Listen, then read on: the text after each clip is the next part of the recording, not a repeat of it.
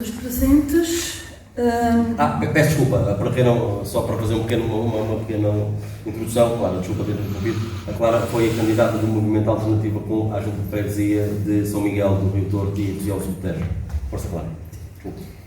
Bem, assim, o tema que eu trago aqui é um tema que me é particularmente querido. Tenho muitos interesses e gosto de me envolver em ações que envolvem várias áreas, nomeadamente a nível social, a nível cultural e ambiental. E dentro desses interesses tem a questão dos animais, a nível geral. Neste caso tem a ver mais precisamente com os animais de companhia e com a participação dos cidadãos na proteção desses animais. Não sei se me vou alongar muito. Não, corta a palavra. Eu começo ao ponto para cortar o microfone. Eu continuo a falar da mesma.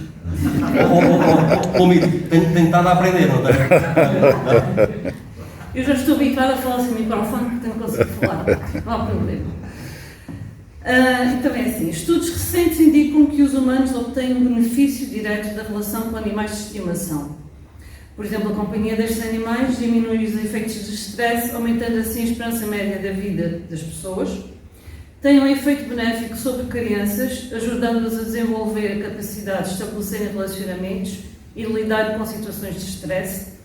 Ajudam a melhorar o estado emocional dos pacientes em hospitais gerais e psiquiátricos. Cuidar do animal também contribui para a reabilitação de jovens criminosos e para a sua reinserção social. Hoje em dia, é amplamente reconhecido que os animais de companhia contribuem para o bem-estar físico e psicológico dos seus detentores. Mais de metade das famílias portuguesas detêm animais de companhia. Estes são muitas vezes a única fonte de companhia e afeto de idosos e pessoas em situação de exclusão social. No entanto, apesar de todas estas constatações e de toda a história do relacionamento entre humanos e animais de estimação, o abandono é um grave problema de bem-estar animal, podendo transformar-se também num problema de saúde pública. Todos os anos, milhares de animais são abandonados. Em 2021, os centros de recolha receberam cerca de 43.603 animais errantes e no ano passado foram entregues nestes centros cerca de 41.994 animais, de acordo com dados do Instituto de Conservação da Natureza e das Florestas.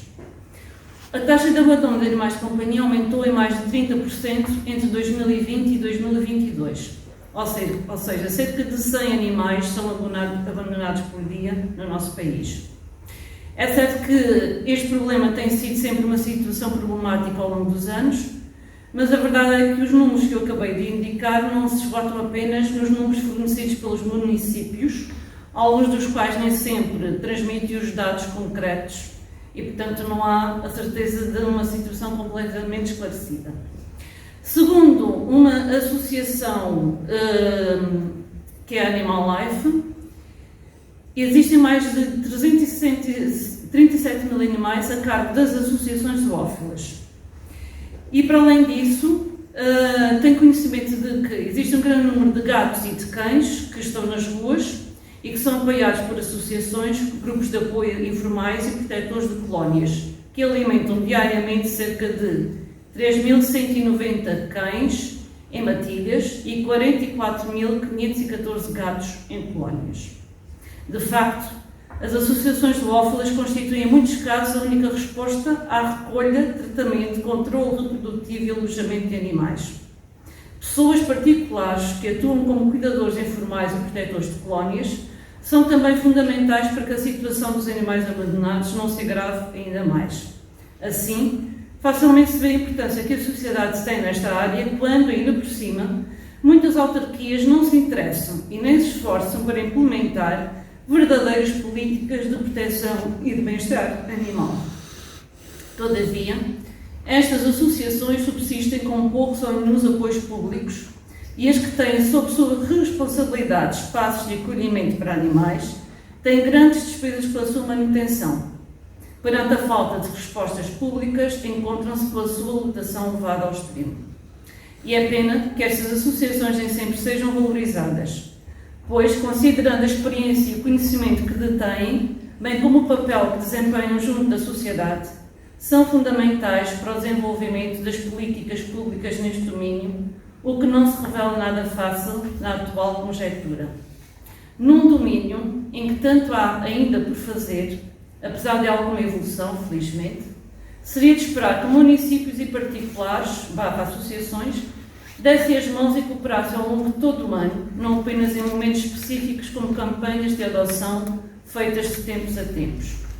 Embora até haja pessoas que procurem ajudar esta causa, em detrimento do seu próprio bem-estar, tantas vezes, e eu digo isto com base na experiência pessoal de coisas que eu vejo, que eu vivo, pessoalmente, como o panorama se apresenta, é impossível conseguir chegar do outro lado. Em certos locais há situações verdadeiramente complicadas no que diz respeito ao número de animais a precisarem de ajuda. Por causa do custo de vida, cada vez mais portugueses procuram ajuda para os seus animais e, em certos casos, se não os querem abandonar, também não têm apoios que lhes permitam manter consigo. Por exemplo, em Portugal não existem alojamentos temporais específicos para os animais, no caso em que os seus tutores possam passar por situações imprevistas, como a perda de habitação, despejo ou catástrofe, por internamento hospitalar ou incapacidade física por doença ou acidente.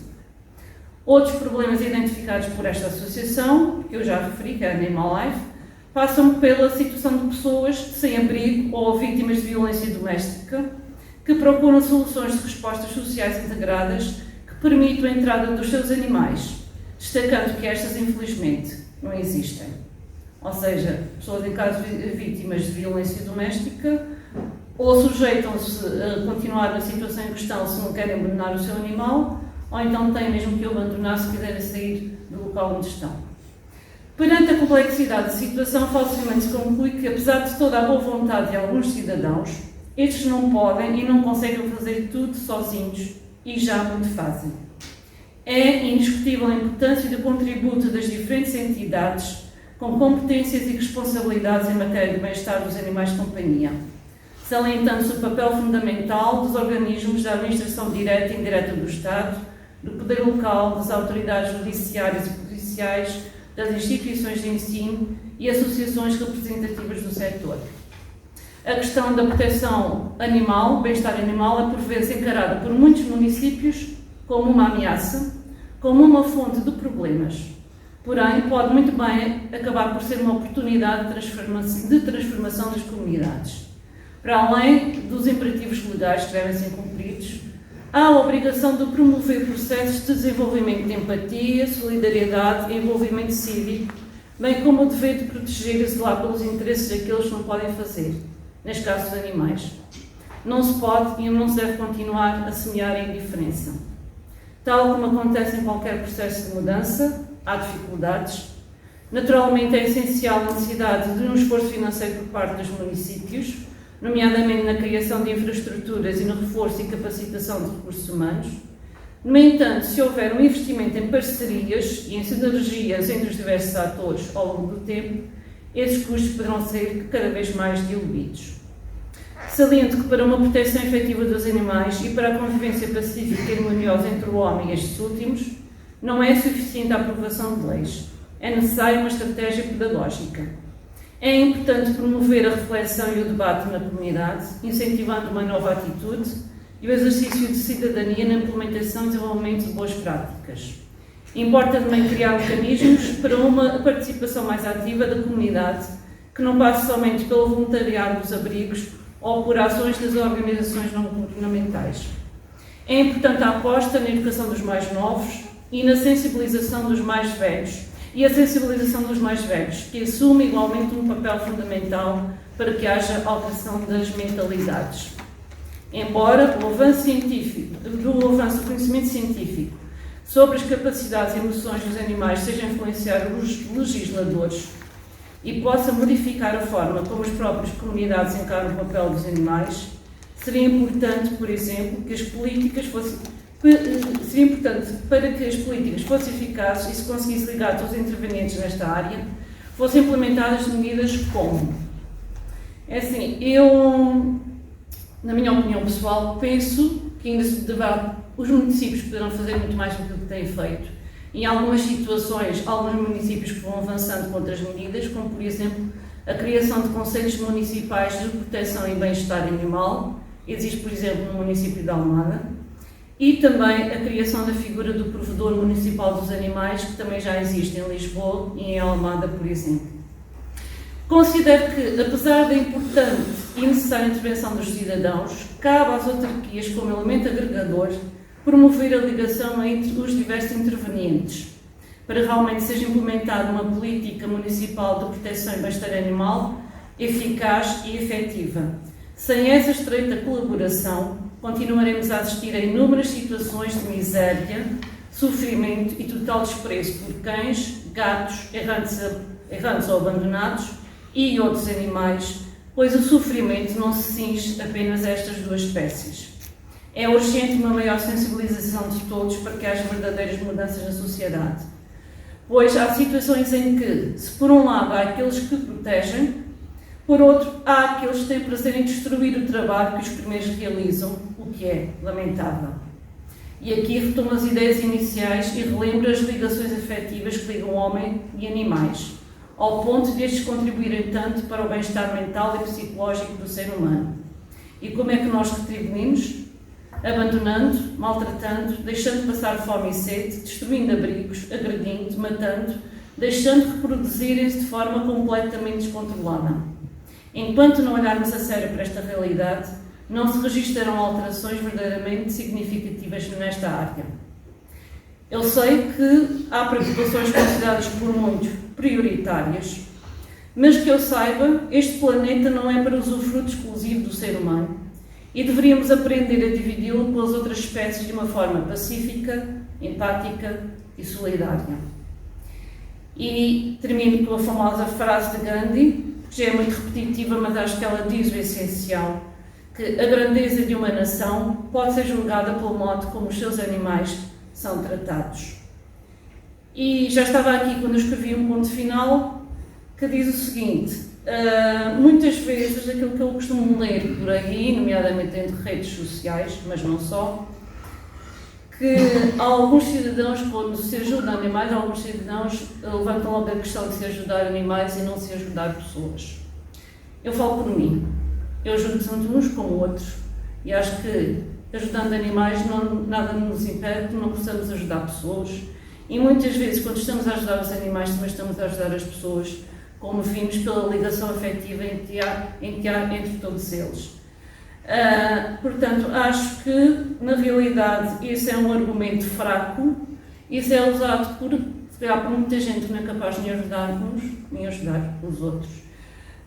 Como eu disse na parte final, o planeta é de todos, não é só do ser humano. Se fosse só do ser humano, era só o ser humano que existia à face da Terra. Muito bem, muito obrigado. Muito bem, Clara. Ok, claro. Muito obrigado pela tua intervenção e, como tu disseste, é uma questão de prioridades, mas quem somos nós para julgar essas prioridades ou para definir essas prioridades, principalmente num fórum desta natureza? Isto também é a cidadania e o importante, e o mais importante no fim de cada intervenção é precisamente despertar consciências para eventuais temas que possam estar adormecidos e que não sejam prioritários para todos nós. E nós, mais uma vez digo, não queremos polemizar nem monopolizar a qualidade das ideias, mas cá está, é importante este despertar de consciências e pelo menos que todos tenhamos a capacidade de refletir sobre os assuntos para, mais tarde ou num curto prazo, podermos também ser parte dessa solução. Sónia, sim, Manel, força. Não, deixa só de... Não, mas força, Manel. Era só, portanto, sobre a... Mas a Sónia pode vir. Sobre a última intervenção, e estou a dizer que não há só um lado de moeda. A questão de alimentar gatos errantes é um crime contra a biodiversidade. A Austrália matou há pouco tempo 2 milhões de gatos, porque um gato, durante a sua vida, destrói centenas de pássaros, dezenas de oscas, centenas de gafanhotos, dezenas de licranços, borboletas, tudo o que mexe, a ponto de, está aí um documentário da BBC, nos parques e jardins dos Estados Unidos, os gatos exterminaram 38 espécies que nós nunca mais vamos ver.